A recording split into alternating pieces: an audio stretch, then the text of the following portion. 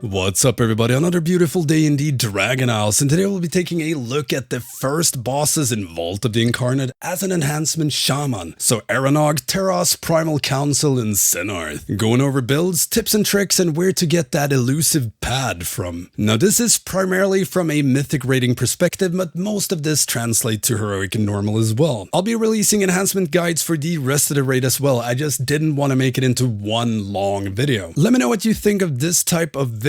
Would you like more stuff like this for future raids? And if you have other helpful enhancement raid tips, hit me up. So good old Eranog. The build for this standard Elementalist build with no crash lightning. So there's a few things you can do to pad here, increase your single target damage. Now depending on how much AoE pad your raid has, you can either pop Primordial Wave on pull or save it for the first add spawn. If you have too much pad in your raid, odds are all of them are saving all their cooldowns for the first add pack, and you will not be able to get your 6-stacked Primordial Wave Lightning Bolt off from them. And if so, it's better to use it on pull, but if not, save Primordial Wave for the first add spawn. Just before they spawn, as the circles are going out, you want to make sure to spend Maelstrom, preferably 10, and Ice Strike as well, so that you have a Omega Pepega buffed Frost Shock lined up. And if you have Feral Spirits, pop them as well and pray that you get Frosty Wolves. Regardless, as soon as the add spawn, Frost Shock one of the adds for a big chunk of single target damage. Following this, Primordial Wave on the Captain add and Lava Lash it into Lightning Bolt. Make sure Lava Lash is off cooldown when the adds spawn or you're gonna feel mighty dumb. Now depending on your raid's add pad, several or all adds might already be dead once you get to the Lightning Bolt step. Because the problem, if you can call it that with enhancement, is we have setup before boom booms. Whereas a lot of other classes just have instant nukes to slap adds with. So we could skip the Frost Shock step here and just Primordial Wave Captain as soon as the adds spawn. But yeah, if your raid is really paddy, adds might already start dying before that. So by doing Frost Shock opener, you're sure to get a ton of damage value. And if for a magical reason all adds are alive following your Lightning Bolt, you want to instantly Frost Shock again into a Sunder. Like I said, if you notice that the first add pack gets deleted off the face of the earth, instantly just Primordial Wave on pull instead, and it will line up for the second add pack, which will have less pad on them since people have popped all their cooldowns on the first one. And this rotation, if you will, is true for all add spawns for the rest of the fight. Before they spawn, make sure to buff Frost Shock, spend Maelstrom, Ice Strike, Wolfies, and then Frost Shock slap as soon as they spawn. Primordial Wave if you have it. And during intermission, you can Flame Shock extra elementals, even if you aren't gonna kill those elementals. More Flame Shock targets means more Lava Lash cooldown reduction and damage increase, as well as Primordial Wave targets, so you get more haste from it, which is great for nuking down the elementals you're actually killing since they need to die fast. Yeah, pad away. Then we have Terros. Sadly for this boss, as it is a patchwork fight, there's not a ton of big brain enhancement tech. You can play either the standard Elementalist raid build or the physical Stormstrike gamba if you're feeling lucky.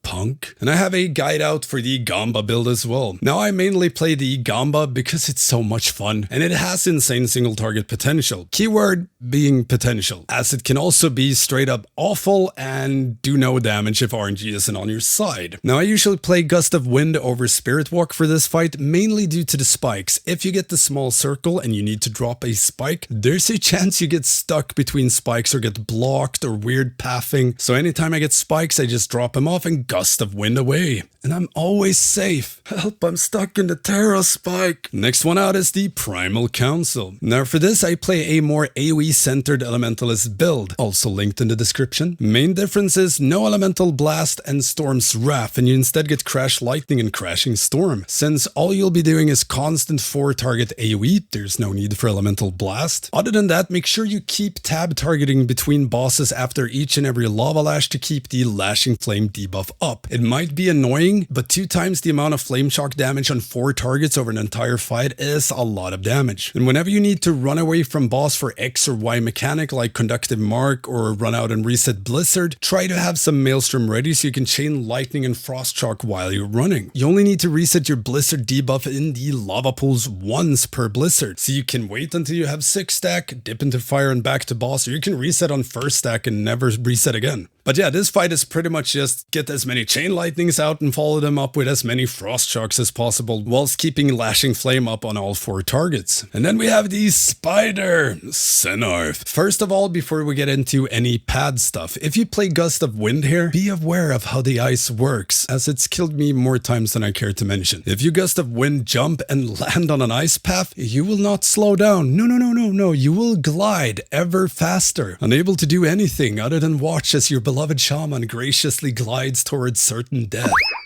Whilst thinking, oh god, why am I so dumb? And how can I blame this on a healer? Now the build for this is the standard Raid Elementalist build. I play Gust of Wind since it is a great button if you remember how the ice works, and it's great for the last phase, but you can use Spirit Walk instead since it also removes the slow effect from the webs, or Thunderous Paw in the class tree so you can remove snares by Ghost Wolfing. Now for Sennarth, there's actually a lot of pad moments here if you're a little bit inventive, because we'll be utilizing a lot of the small spiders that spawn for our Primordial Wave slaps. So on pull, I usually Primordial Wave either Sennarth or the big arachnid add, then Flame Shock one of the small spiderlings, then instantly lava lash it. Now depending on how fast the spiderlings are dying, I either instantly lightning bolt or pop my wolfies as well and then lightning bolt. The goal is to get 5 or 6, preferably 6 lightning bolts for that 60% haste that you can funnel into smashing that boss or spider. Plus pad, you could pop wolfies first and then Primordial Wave, but 1 extra global can mean 1 to 3 less spiders for your lightning bolt, so you get like 10 or 30% less haste, which is a lot worse than missing a bit of Wolfie CDR. And popping him right before or after your lightning bolt means you have him up for your entire burst. But yeah, you can pop him as your very first global. I prefer not to, but my guild also wants to pad on these spiders like there's no tomorrow, so I really need to get my stuff off. Now a few seconds before your second Primordial Wave comes off cooldown, there's usually a few small spiders in the back that you can throw a Flame Shock on, and then you Primordial Wave another one to get some extra like 20-30% haste to slap boss with. Following that, you want to hold your third Primordial Wave for the big add spawn. Small spiderlings usually spawn right before the big add at the back of the room, so I try to Flame Shock one of them, run over and lava lash it to spread to all the small adds, which depends a bit on how stacked they are, but more often than not you'll get 4 to 6 Flame Shock targets for your lightning bolt. And this is insanely good as you get all of that burst damage to funnel into the big add, which needs to die fast. Even better if you pop Ancestral Guidance around that time and Omega Pepega heal the raid. And when you get to the second stair intermission, I usually pop a defensive as you take a lot of damage during it. And you always get Chilling Blast Circle as you get up the stairs, so having Astro Shift up for both the stairs and that Chilling Blast boom boom helps a lot. Now following this, it's pretty much rinse repeat until last phase. Now if there's small adds when you have Primordial Wave, try to get a few extra Flame Shock targets. And try to always have Primordial Wave and Feral Spirits ready for big adds. Whenever there's small adds up, if you have a global over, you can just 180 around and Flame Shock one of them and continue slapping boss, since more Flame Shock means more Lava Lash damage and CDR. But don't go out of your way to chase spiderlings, just when it's convenient. Now for the last phase, whenever you get knockback, you can cancel it with Gust of Wind and get back to boss instantly or just not move. And there's constantly small spiderlings spawning throughout last phase, so make sure to Flame Shock them all the time before you Primordial Wave to get more haste for boss slapping. And there's no shame in using Maelstrom to heal yourself if you're about to die, because I don't know if you know this, but your DPS actually goes down if you're dead, weirdly enough. So I try to use defensive cooldowns like Astro Shift or Earth Elemental for one of the later Chilling Blast in last phase. And I also try to have some Maelstrom saved up for all Chilling Blasts, as odds are you might need to throw one on yourself or possibly someone else who's about to die. And yeah, that's pretty much it for part 1 Enhancement Raid Guide. Hope it enhances your gameplay.